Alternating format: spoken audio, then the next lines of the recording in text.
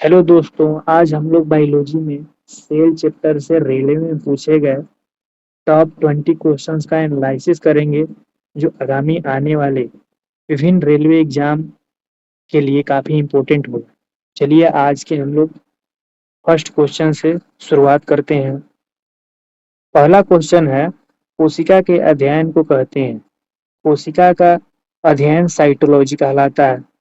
इसके अलावा हिस्टोलॉजी में हम लोग ऊतकों का अध्ययन करते हैं। डर्मेटोलॉजी में हम लोग त्वचा का अध्ययन करते हैं। अनिर्थोलॉजी में पक्षियों का अध्ययन करते हैं। अगला क्वेश्चन है, कोशिका विज्ञान के जनक कहे जाते हैं। कोशिका विज्ञान के जनक रॉबर्ट हुक को कहते हैं, जिन्होंने 1665 ईस्वी में मृत कोशिकाओं की खोज की थी। अगला क्वेश्चन है, नाभि के अलावा कोशिका के किस कोशिकांग में डीएनए होता है? तो इसका सही आंसर होगा माइटोकॉन्ड्रिया। अगला क्वेश्चन है, क्रेब्स चक्र की घटनाएं कहाँ पर होती है? तो इसका आंसर होगा माइटोकॉन्ड्रिया। अब जानेंगे क्रेब्स चक्र होता क्या है। तो इसका अध्ययन हेंस एडोल्फ क्रैब ने किया था। यह वायवीय श्वसन की दूसरी अवस्था होती है। इस क्रिया में ग्लूकोज का अंत पदार्थ पायरुविक अम्ल पूर्ण रूप से ऑक्सीकृत होकर के CO2 और जल में बदल जाते हैं और पर्याप्त मात्रा में ऊर्जा देते हैं। और यह चक्र बार बार होते रहता है, जो क्रेब्स चक्र कहलाता है।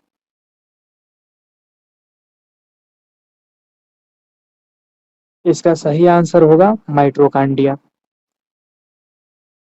अगले प्रश्न पर चलेंगे, जीवों में अत्यधिक विविधता का कारण क्या है? तो जीवों में अत्यधिक विविधता का कारण उत्परिवर्तन होता है।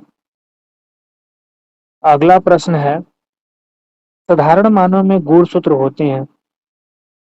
तो इसका सही आंसर होगा 46। अगला प्रश्न है, मानव शरीर की कोशिकाओं में पाए जाने वाले गुणसूत्र जोड़ों की संख्या है। तो इसका सही आंसर होगा 23। अगला प्रश्न है, तना काट आमतौर पर किसके प्रवर्धन के लिए प्रयोग किया जाता है? तो इसका सही आंसर होगा गन्ना। अगला प्रश्न है, निम्न में से किसमें लिंग गुणसूत्र नहीं होते हैं? तो इसका सही आंसर है छिपकली। अगला प्रश्न है, निम्न में से किसे आनुवंशिकी का वाहक कहा जाता है? तो इसका सही आंसर होगा गुणसूत्र। अगला प्रश्न है, डीएनए के क्रियात्मक खंड को कहते हैं। तो डीएनए का क्रियात्मक खंड जीन कहलाता है। अगला प्रश्न है, जंतु कोशिका की बाह्य आवरण है। तो जंतु कोशिका की बाह्य आवरण कोशिका झिल्ली होता है। अगला प्रश्न है, कोशिका सिद्धांत किसने दिया था? तो कोशिका सिद्धांत स्लेडन और स्वान ने दिया था। अगला प्रश्न है, कोशिका झिल्ली मुख्यतः बनी होती है। तो कोशिका झिल्ली मुख्यतः प्रोटीन और लिपिड की बनी होती है। अगला प्रश्न है, डीएनए का पूर्ण रूप अर्थात डीएनए का फुल फॉर्म। डीएनए का फुल फॉर्म जो कि ये कई सारे एग्जामों में पूछे जा चुके हैं। तो इसका पूर्ण रूप होता है डीऑक्सी न्यूक्लिक एसिड। अगला प्रश्न है, निम्न में से किस कोशिकांग को पावर हाउस कहते हैं? तो इसका सही आंसर होगा माइटोकॉन्ड्रिया। अगला प्रश्न है, प्रयोगशाला में सर्वप्रथम डीएनए का संश्लेषण किया था। तो इसका सही आंसर हो जाएगा खुराना। इसका पूरा नाम हरगोविंद खुराना है।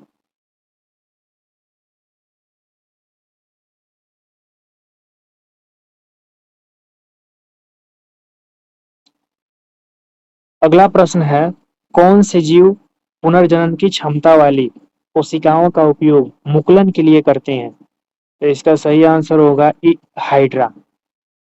अगला प्रश्न है, किसने कहा कि कोशिका विभाजित होती है और कोशिकाओं का निर्माण पूर्व स्थित कोशिकाओं के विभाजन से होता है?